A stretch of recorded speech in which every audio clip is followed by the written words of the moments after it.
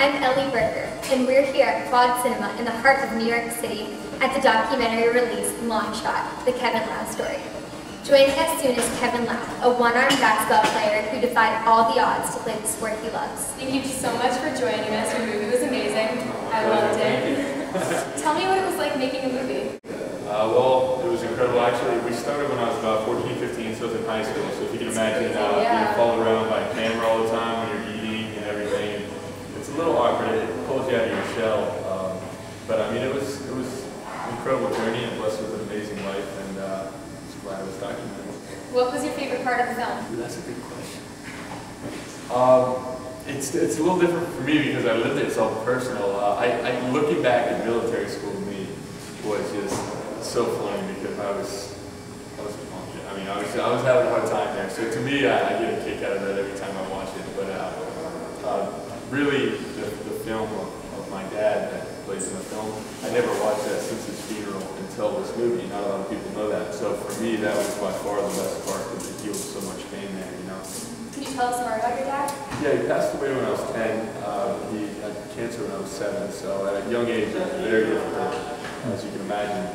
And when we were at his wake, he had this goodbye video that he had filmed, and not giving too much away in the movie, you know, he said something that kind of hurt my feelings, and Franklin, the director, took that clip and he segmented that through the movie, so it unbelievably, well, not really, I'm not surprised with anything anymore. It's exactly how my life unfolded, is what he was telling me in his goodbye video, so it's pretty incredible.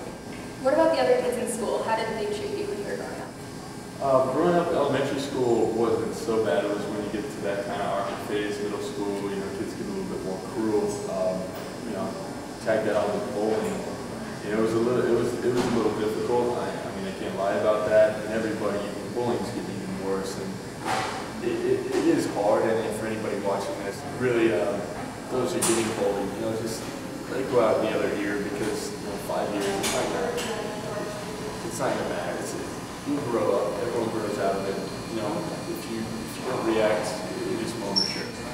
And do you feel that basketball, even while you're playing, you're maybe judged by your opponents? Yeah, I mean, I never used sports as a getaway. I had one arm and being 6'11", it was the only thing that really made me feel normal to an extent. So, but then, you know, the cameras came, so it was, you know, it's kind of thing out too. But yeah, definitely playing was a skill. What was your motivation to play? I mean, you were an amazing player. Well, I fell in love with the game. It was the only game the only sport I didn't really excel in at first. I played soccer, football, and baseball. And the first time I ever even tried out for basketball was 7th grade, and I got cut. And so from there, you know, as stubborn as I was, I wanted to play and pursue it even more. And so I excelled, and you know, by senior year of high school, I was team captain MVP from the Latin stuff. What was your favorite achievement out of every single one you had? Honestly, getting the D1 scholarship was, you know, that's what I'll be known for with one hand. To be honest, I think it's more than that. It's more than me. It's more than basketball. The ability to be able to inspire others and help others, kids with disabilities especially, but humans alike.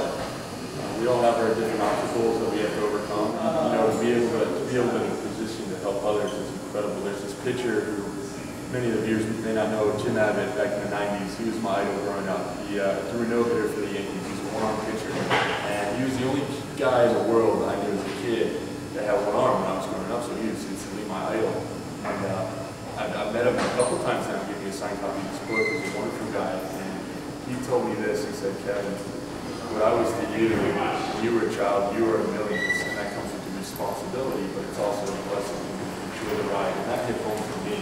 To me, that's the most, the doors that open to me, the most amazing part of this film in my life. What message would you give to anyone with a disability? You know, you can't make excuses. You can't let it hold you back from being the person you are. You have to accept it. And when you do, life is going to just unfold for you a day at a time. Honestly, if you gave me a left hand now, if you handed me it, no pun intended, I wouldn't take it. I wouldn't. This is who I am. It's made me who I am. It's a blessing. It's a blessing in disguise. And we all have disabilities. It may not be physical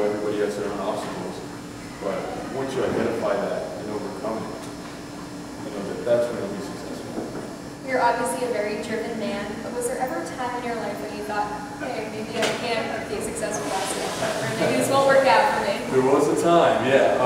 There were several in the film. It seemed like I was on a road. I use this analogy quite often, and every time I got over this, giant wave, there was another one behind it, and it was just, breaking my leg midway through the senior year, losing my scholarship offers, and going to military school, and taking out some of the best players in the country, but still not being able to get a scholarship. Can't lie, I had my doubts, but to me, it unfolded like it was meant to be, and the ride just made it all better. Just have patience with it, I guess. Hindsight. Well, you really are an inspiring person. What are your plans for the future? Motivational speaking is a huge one for me. To be able to speak and help people across the whole country, that's huge. But I'm also setting up camps for kids with disabilities, trying to make it a nationwide thing. Guys on the board of the Children's Hospital in New Jersey and Atlantic Healthcare is helping out, and we're putting camps together for children. But honestly, I want to ride out basketball as long as I can. And, hopefully this will make a feature film and I'll be able to touch the world on a larger basis and international. Are you going to continue playing? Hope so. I graduated college in 3 years and knocked out the credits. So that's awesome. I have 1 year left eligibility. I'm taking this year off, and I might play the last year off. Well, we wish you the best of luck in the future. Thank you so much for joining us today.